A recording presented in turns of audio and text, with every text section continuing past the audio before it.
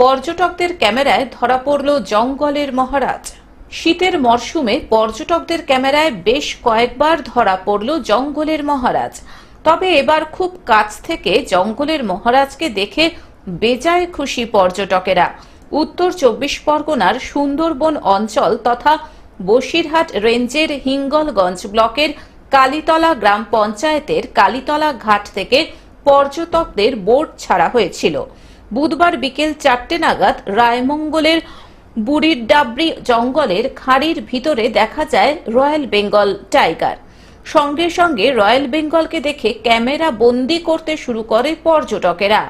গ্রামবাসীরা গত ২৫শে ডিসেম্বর সুন্দরবনের কালীতলা অঞ্চলের কুড়েখালি নদীতে দেখতে পান সাঁতার কাটছে রয়্যাল বেঙ্গল টাইগার। সুন্দরবনের বাঘ দেখতে পেলেন আমাদের যারা পর্যটন ছিল পরিদর্শন করছিল তারা যে দেখতে পেলেন সত্যিকারে ভালো। এবং সুন্দরবনে যে বাঘ উত্তরোত্তর বৃদ্ধি পাচ্ছে সেটাও আজকে একটা প্রমাণ মিলল। এখানে নদীতে বাঘ ক্রস করছে এই বন থেকে ও বনে। একটা সুন্দর মুহূর্ত, সুন্দর আনন্দ এবং তারা সমস্ত পরিপ্রাজকরা তারা উপলব্ধি করেছে এই সময়ে যারা উপস্থিত ছিলেন। ধন্যবাদ। বসিরহাট থেকে শ্যাম বিশ্বাসের রিপোর্ট, গ্লোব নিউজ।